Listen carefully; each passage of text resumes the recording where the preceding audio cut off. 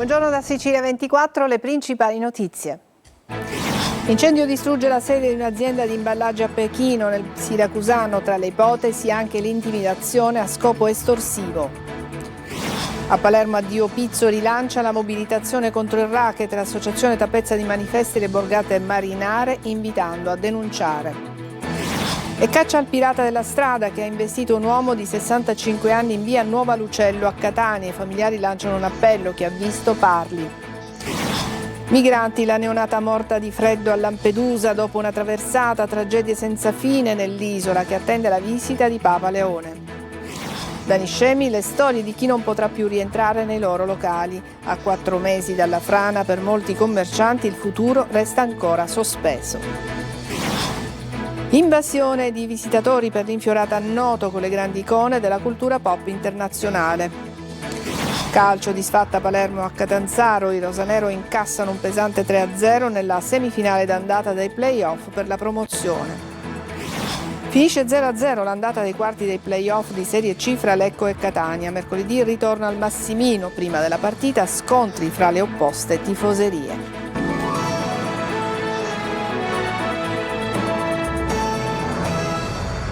Bentrovati, un devastante incendio è divampato a Pachino nella sede di un'azienda di imballaggi. Tra le piste sulle quali si indaga c'è anche quella riconducibile al racket delle estorsioni. Sentiamo Angelo Gagliano. C'è forse l'ombra del racket dietro il rogo che ha devastato i magazzini della Fenice Packaging di Pachino nel siracusano. Per tutta la notte i vigili del fuoco hanno lavorato senza sosta per avere la meglio delle lingue di fuoco, che hanno prima avvolto e poi incenerito una delle aziende d'eccellenza nel settore dell'imballaggio per il comparto agricolo locale. Sul posto, oltre ai pompieri, anche uomini della protezione civile. Distrutta parte della struttura, in particolare i capannoni per lo stoccaggio, dove veniva custodito il cartonato utilizzato per gli imballaggi delle aziende del consorzio IGP di Pachino.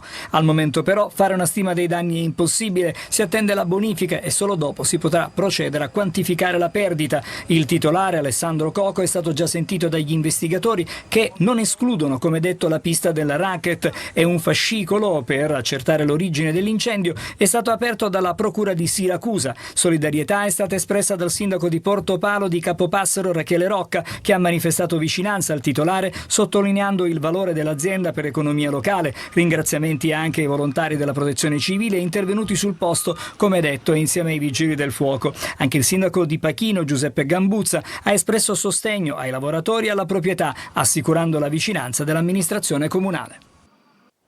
È un incendio divampato all'interno del carcere minorile Malaspina di Palermo. Alcuni detenuti hanno dato fuoco a un materasso. Sono intervenuti i vigili del fuoco che hanno spento il rogo e messo in sicurezza la struttura dove si era sprigionata una colonna di fumo. Non ci sono feriti, solo danni alle cose. Non si conoscono i motivi che hanno portato a questo gesto.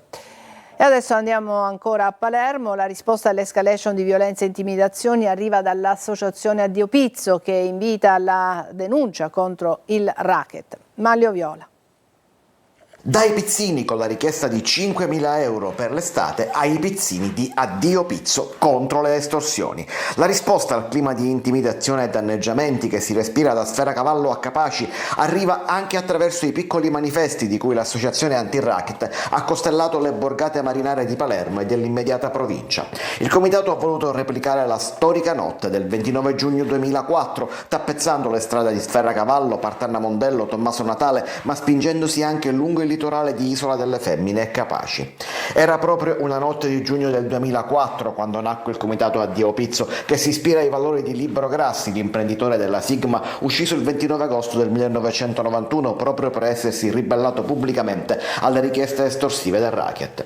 Secondo Addio Pizzo è arrivato il momento di tornare a rialzare la testa per fermare l'escalation fatta di spari e bottiglie di benzina. Il comunicato dell'associazione si conclude con un appello finale che rimarca la necessità di un'azione sinergica tra cittadini e istituzioni. Uniti contro il pizzo e la violenza, si legge sui piccoli manifesti, sui pizzini antipizzo, e poi un invito alla denuncia anche da parte di chi ancora non lo avesse fatto. L'associazione garantisce massima riservatezza e supporto a chiunque decida di fare il primo passo, indicando la reazione collettiva come unica via per scrollarsi di dosso il clima di paura. I finanzieri del Comando Provinciale di Palermo hanno denunciato un DJ di origini di Bagheria che non avrebbe dichiarato oltre 300.000 euro di redditi dal 2021 al 2025 derivanti dalla sua attività che sarebbe stata svolta totalmente in nero, ossia senza partita IVA né alcuna fatturazione. E caccia al pirata della strada che a Catania ha investito un uomo di 65 anni che lotta adesso tra la vita e la morte all'ospedale Cannizzaro. I familiari lanciano un appello, chi ha visto parli. Eva Spampinato. Dalle lesioni che ha avuto noi abbiamo capito subito che non era stato un incidente autonomo. Quindi in questo momento è caccia al pirata della strada? Sì. Sono ore di angoscia e di apprensione per i familiari di Matteo Patti che lotta tra la vita e la morte all'ospedale Cannizzaro di Catania dopo essere stato investito giovedì scorso in questo incrocio tra via Nuova Lucello e via Caboto ed essere finito in una pozza di sangue sotto questo palo. Il casco ha salvato la sua testa, ma la spina dorsale è seriamente compromessa. Ha un grave trauma al midollo spinale e la cosa non è tanto buona. Siamo in una situazione veramente grave. Secondo alcuni testimoni, l'uomo, 65 anni e padre di 3 figli, viaggiava a bordo di uno scooter di grossa cilindrata e dopo l'impatto sarebbe stato sbalzato violentemente sull'asfalto. Mio cognato stava scendendo da questa parte qua, era col casco, stava cambiando piano e tutto. Invece il signore ha fatto un sorpasso di una decina di macchine, non si è fermato, l'ha beccato in pieno. E poi hanno riferito alcuni testimoni che praticamente all'arrivo dell'ambulanza lui è scappato e non si hanno più notizie. Nessuno dei familiari è riuscito ad arrivare sul luogo dell'incidente perché sono stati contattati solo intorno alle 20:30. Abbiamo un'immagine di mio cognato che lui alle 16:21 scende proprio col motorino, col casco, tranquillo. Fondamentali potrebbero essere le immagini delle telecamere di videosorveglianza e le testimonianze di chi ha assistito alla scena, ma la famiglia lancia un nuovo appello. Vogliamo solo la giustizia, almeno fatti vedere, c'è domanda scuse. E sul tema dell'immigrazione, la morte della neonata appena sbarcata a Lampedusa, da più parti si alza il grido di dolore e di sdegno per un'emergenza che sembra non finire mai, dove a farne le spese sono spesso anche i bambini. Orazio Longo. Morire di freddo a un mese di vita dopo un lungo viaggio in braccio alla madre per cercare un futuro migliore. Una morte terribile. L'ennesima tragedia che si è consumata a Lampedusa fa ancora una volta ribollire il sangue. Non è accettabile la frase che circola di più, non è accettabile in un paese civile. Mentre l'isola attende la visita di Papa Leone XIV, prevista per il 4 luglio come occasione di speranza per il futuro, non si fermano le tragedie del mare. In 55 erano a bordo del barchino di 7 metri salpato giovedì da Sfax in Tunisia, un viaggio costato da 400 a 600 euro a persona. La neonata era stretta al petto della mamma, rifugio sicuro, che però non è bastato. Troppe le ore passate in mare al freddo e al buio tra le onde. Neppure la donna, una ivoriana di 20 anni, si era accorta della gravità della situazione e delle condizioni disperate della bambina. Solo una volta giunti a terra, alcuni soccorritori hanno notato che la neonata stava malissimo. Hanno tentato di salvarla, ma ormai era troppo tardi. Disperata la giovane madre, che oltre alla bimba neonata aveva con sé anche l'altra figlia piccola. La madre e la sorella della bambina sono accolte in hotspot, godono di buone condizioni di salute e per loro e per le altre persone è stato attivato immediatamente il supporto psicologico e nelle prossime ore l'equipe sanitaria e psicosociale continuerà la presa in carico. Secondo Save the Children, dal 2014 sono più di 34.000 le persone morte o disperse nel Mediterraneo. Solo quest'anno le vittime ammontano a più di 1.200, tra loro molti bambini, più di 100 ogni anno negli ultimi 3 anni. A Nicemi ci sono commercianti che non riapriranno mai più, le loro attività sono finite dentro la zona nera della frana e dopo 4 mesi di attesa denunciano di essere stati lasciati soli. Gerry Italia. Non potranno più rientrare dentro i loro locali. La frana del 25 gennaio ha inghiottito attività storiche finite per sempre nella zona nera. Dopo 4 mesi, per alcuni commercianti, il futuro è ancora fermo. Sono circa 15 le attività commerciali cancellate per sempre a Niscemi. Storie di un dramma nel dramma, come quella di Francesco e Katia, titolari della palestra K100. Avevano appena completato la ristrutturazione per i 20 anni dell'attività. Poi la frana e la chiusura definitiva. Quella è la mia casa, la mia vita, il mio lavoro, quindi questa cosa manca. Noi ci hanno detto che ci dovevamo delocalizzare. La mia domanda è sempre stata la stessa: come e quando? Dallo Stato hanno ricevuto poco meno di 19.000 euro di indennizzo, la stessa cifra ottenuta anche da chi, dopo settimane, fortunatamente è riuscito a riaprire. Per delocalizzare, spiegano, servono molti più fondi. L'unica ipotesi prospettata finora però sarebbe solo un mutuo agevolato. Significa ricomprare la mia attività, perché devo mettere dei soldi di tasca mia quando io ho perso tutto per una cosa che non ho causato io. Stessa situazione per Alessandro del pub Basquiat, storico locale del centro. L'intenzione nostra, e quella più giusta credo sia quella di riaprire le attività per chi vuole riaprire e di non mettersi un debito alle spalle. 26 anni di lavoro cancellati e adesso una richiesta precisa alle istituzioni. Avere un risarcimento di quello che abbiamo perduto, non un debito alle spalle. Intanto passano i mesi tra burocrazia, silenzi e promesse ancora senza risposta, e per chi ha perso tutto il tempo adesso pesa quasi quanto la frana. A Catania, dopo l'incendio, ci si interroga sul futuro degli orti di Cibali, si indaga sulle cause, intanto il sindaco Trantino valuta l'ipotesi di acquistarli. Tonino De Mana. Passata la grande paura è scampato l'ennesimo pericolo, con le fiamme che hanno lambito le abitazioni delle vie Sabato Martelli Castaldi, Cave di Villarà, Nazario Sauro e Largo Damiano Chiesa. Restano gli interrogativi sul presente e sul futuro degli orti di Cibali, chiamati anche orti della Susanna. Oltre 4 ore di incendio hanno ridotto la vasta area in cenere, mandando in fumo diversi ettari di vegetazione. Ad aggravare la situazione il forte vento che ha alimentato le fiamme e complicato le operazioni di spegnimento. E mentre si indaga sulle cause si infiamma la polemica politica. Auspichiamo che le autorità competenti facciano i dovuti accertamenti per verificare la natura di questi atti, affinché si possa mettere la parola fine a eventi simili che espongono a inutili rischi i cittadini. Stato d'abbandono che profuma di speculazione, secondo la coordinatrice MPA di Catania, Pina Alberghina. Potrebbe fare gol a molti. Lei vuole dire che questo terreno fa gol a molti? È chiaro, è indubbio. Auspichiamo che quest'area venga acquisita dal comune di Catania, che venga tolta dalla proprietà privata e che si possa realizzare all'interno di questa grande area, dove c'è una grandissima storia, dove c'è una biodiversità non soltanto vegetale ma anche animale, si possa realizzare il grande vero parco urbano di Catania. Affidata ai social la replica del sindaco Trantino, secondo cui gli orti della Susanna sarebbero in vendita con il comune di Catania, che starebbe prendendo in seria considerazione l'idea di acquistarli.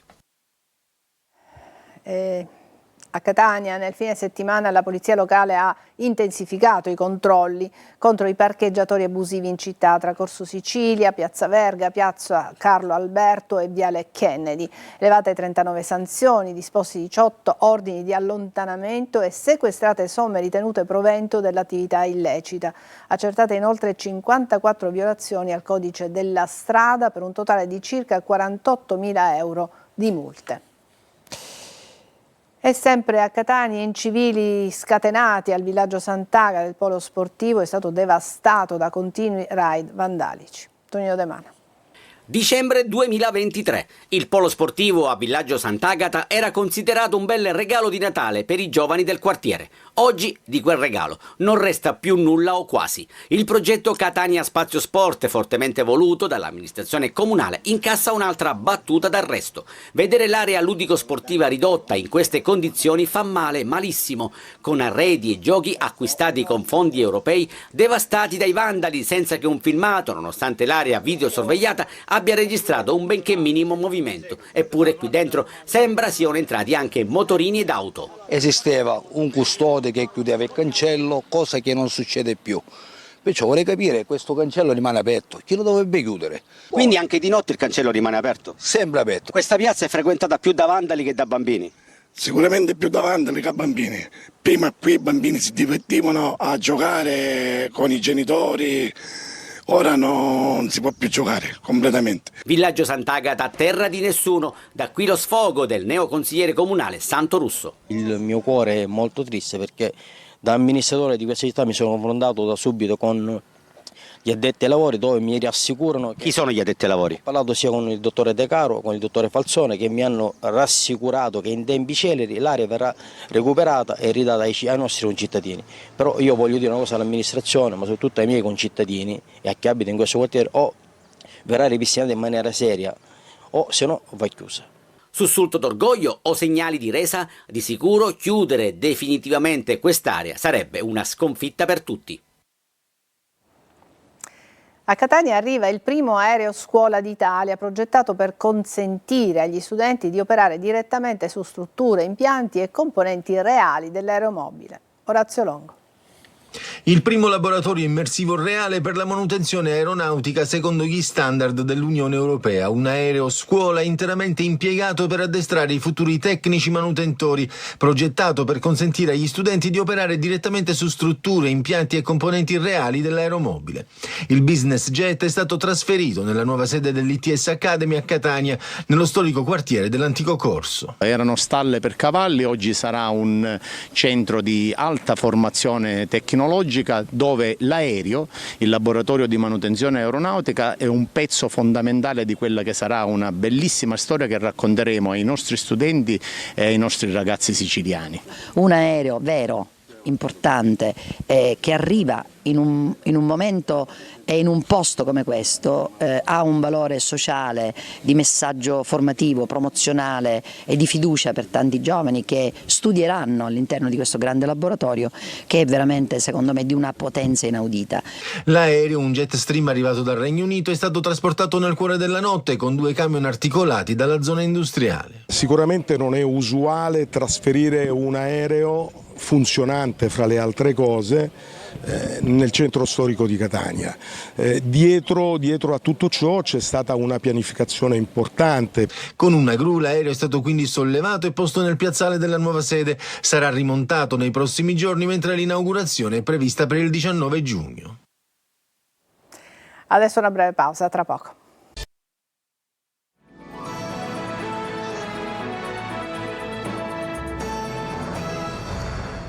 Vivere le olie tutto l'anno, non solo mare e sole, si punta alla destagionalizzazione. Francesco Triolo. Percorsi culturali ed enogastronomici, oltre alle bellezze naturali. Le isole Eolie lanciano una sfida alla destagionalizzazione, parola quasi tabù da queste parti perché il turismo è sempre stato pressoché legato a mare, sole, estate, e invece no, rilancia Brand Eolie, che ha riunito tra Lipari, Vulcano e Salina una quarantina di giornalisti italiani e stranieri per illustrare e far vivere quello che le 7 sorelle possono dare non solo nei mesi di luglio e agosto. L'obiettivo è quello di allungare la stagione turistica, così aumenterebbe anche l'occupazione, crescerebbe l'economia. Le Eolie oggi devono crederci a maggior ragione perché stanno per rilanciare l'agricoltura, anzi l'hanno già rilanciata l'agricoltura, che l'ha riscoperta dei grani antichi, ma nuovi percorsi storico-culturali, pensiamo ai percorsi del Confino legati all'antifascismo, ma pensiamo anche ad altro come il Museo Diocesano, una grande risorsa per Lipari e per tutto l'arcipelago. Quanto vale la destagionalizzazione? Vale tanto perché i nostri giovani devono formarsi fuori ma poi tornare per occuparsi dello sviluppo di queste isole e quindi creare economia, creare stagionalità appunto per allungare questi mesi di lavoro e quindi dare una nuova speranza a questo arcipelago. Dagli chef stellati e dall'offerta gastronomica a base di cappe, di particolari cucunci, alle tipicità eoliane, le isole del Tirreno hanno tanto da offrire. Poi ci sono le storie, quelle di Emilio e delle sue case trasformate in villaggio di fronte ai Faraglioni, di Serena e dei suoi profumi, di Valentina che ha deciso di rimanere per attrarre turisti, di Massimo che da Bergamo è approdato per caso nel 2000 e qui ha deciso di produrre un vino da 70.000 bottiglie esportato in tutto il mondo. Tantissimi visitatori a Noto per l'infiorata che tappezza le strade di fiori. Il tema di quest'anno è la cultura pop con le grandi icone italiane e internazionali. Francesco Aloi. I'm from Russia, Mosca. Mi chiamo Caterina, noi con tutti il gruppo arrivano per vedere questa bella infiorata. I'm from Texas, having the time of my life. Sempre bello tornarci perché dà emozione vedere questo spettacolo dei fiori. E non è il primo anno che veniamo perché è una manifestazione bellissima e sembra uno spettacolo vederlo. Via Nicolacci si trasforma in un lungo tappeto di fiori, 16 bozzetti che quest'anno ruotano attorno alla cultura pop, dal cinema alla TV, passando per la musica, la moda e la pubblicità. Totò, Sofia Loren, Vittorio Gassman, Alberto Sordi, ma anche Raffaella Carrà con il suo rumore. e poi Pippo Baudo. Abbiamo attraversato un po' quello che è la parte culturale pop che ha rivoluzionato il mondo, anche le icone italiane. Dietro c'è tantissimo lavoro che coinvolge anche i più giovani. Noto si unisce nel nome della tradizione. Sicuramente c'è chi ha la pazienza di trasmettercele, sicuramente ormai noi acquisiremo il massimo per fare lo stesso. Un evento che ogni anno cresce sempre di più, anche per la 47esima edizione. Qui è boom di visitatori e turisti. Dura 5 giorni, quindi attendiamo di superare abbondantemente le presenze dell'anno precedente, che sono state circa 300.000 visitatori. Adesso una breve pausa, tra poco.